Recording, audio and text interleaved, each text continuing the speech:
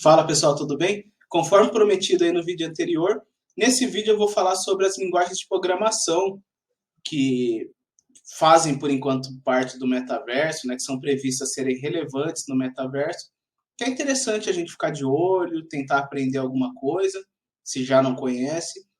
Então a primeira linguagem de programação que se fala muito, né, que eu encontrei em vários sites e artigos e vídeos americanos, é a C Sharp. Para mim foi uma grande surpresa, especialmente porque a C Sharp ela não é uma linguagem de programação aberta. A C Sharp ela é propriedade da Microsoft, né? Precisa de licença para utilizar essa linguagem de programação. Eu particularmente nunca utilizei, nunca tive interesse, assim, nunca foi uma linguagem que eu me interessei em aprender. Por que, que ela é colocada como relevante aí? A C Sharp ela é a base de um sistema chamado Unity. Quem trabalha com criação de jogos ou se interessa, possivelmente já tem ouvido falar da Unity, é a maior plataforma utilizada para isso, né, para criação de jogos. E como eu disse, uma das bases do metaverso vai ser a utilização de avatares que vão representar a gente, vão representar nós, né, nossas pessoas. Como a Unity já é uma plataforma que faz isso muito bem, né, para jogos, mas não precisa se limitar a jogos. Então, é tida como uma plataforma fundamental, ao menos nesse início de metaverso. E como a base da Unity é o C Sharp, por isso que tantos sites e artigos indicam a C Sharp como uma linguagem aí muito relevante para esse início de metaverso. Outra linguagem de programação muito recomendada para se aprender é a C++. E daí já é outra conversa, né? Quer dizer, é uma conversa até parecida com a do C Sharp. Só que o C++ é uma linguagem que ela é muito boa para tudo, né?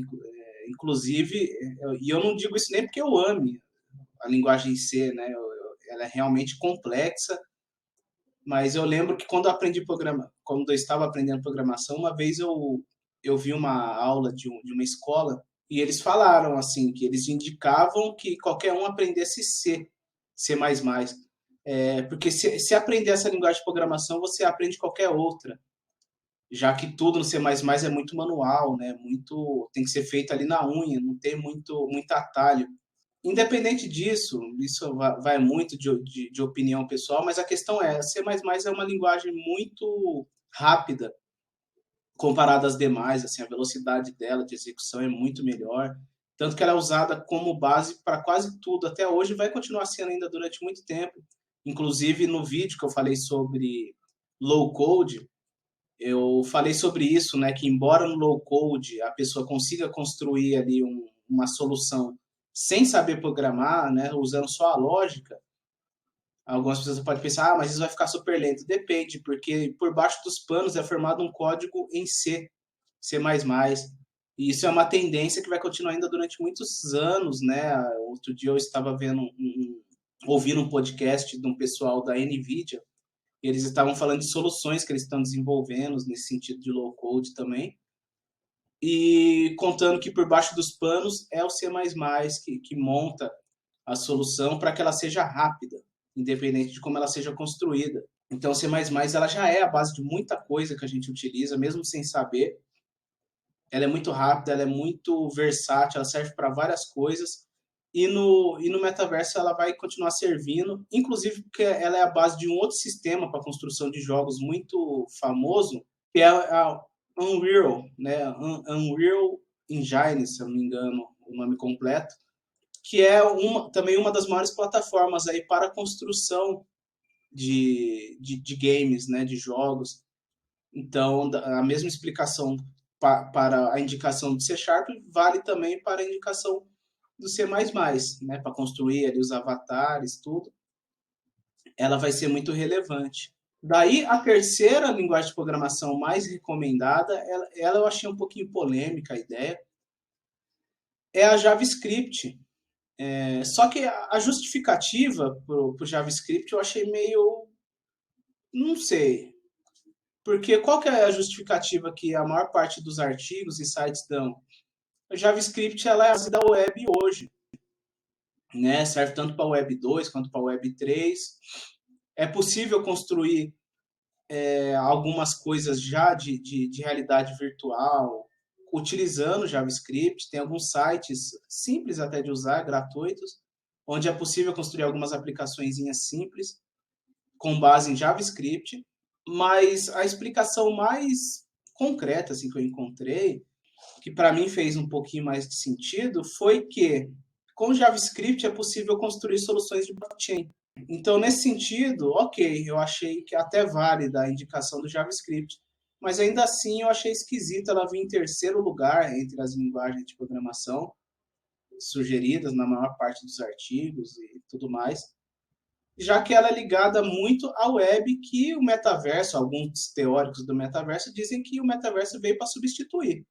Então, se o metaverso vai substituir, por que vai usar a mesma tecnologia? Então, eu achei meio esquisito, mas enfim, é uma das linguagens de programação indicadas aí.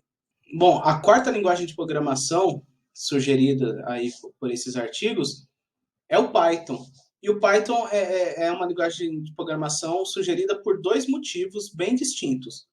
Um que tem realmente ligação direta com o metaverso e o outro ele é mais, sei lá, didático, por assim dizer. Então, qual que é a questão ligada ao metaverso?